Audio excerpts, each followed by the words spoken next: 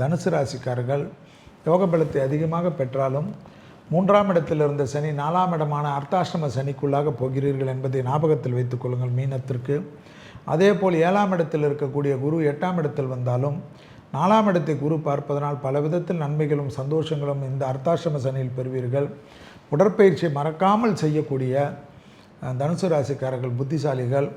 ரொம்ப ஸ்ட்ரிக்டாக இல்லாமல் ரொம்ப ஜாலியாக இருங்கள். நிறைய பயணங்கள் மேற்கொள்ளுங்கள்.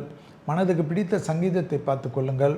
ஃபோனையே கையில் வைத்துக்கொண்டு ரீல்ஸ் பார்ப்பதை விட்டு விடுவது நன்மை ஏற்படுத்தி தரும். குடும்பத்தில் அந்யோன்யம் அதிகரித்து கொள்ளுங்கள். துணை அல்லது துணைவையார் உங்களுக்கு ஏதாவது சொன்னாலும் பிடிக்கவில்லை என்றாலும் அதுக்கு ஆக்ரோஷப்படுவது, ஏதோ உங்களையோ உங்கள் தலைமுறையோ குறையாக சொல்லிவிட்டார் என்று வருத்தப்படுவதெல்லாம் தவிர்த்து கொள்ளுங்கள். மற்றபடி ஏற்றங்களும் அனுகூலங்களும் நிச்சயமாக ராகு கொடுப்பார். பெரிய அளவுக்கு வெளிநாட்டில் போய் செட்டில் ஆகக்கூடிய அமைப்பு கொடுப்பார். வேறு நாட்டில் சிட்டிசன்ஷிப் கொடுப்பார். வேறு நாட்டில் தொழில் தொடங்கக்கூடிய அற்புதத்தை கொடுப்பார்.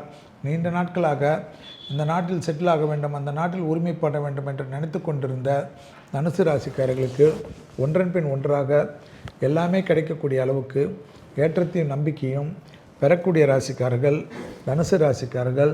இழுபறியாக இருந்த சிக்கல்கள் சிறிது மேலும் இழுக்காமல் இருப்பதற்கு எப்பொழுதும் காரிய சித்தி மாலை மந்திரத்தை உச்சரிப்பது மிக மிக அற்புதமான அமைப்பை தரும்.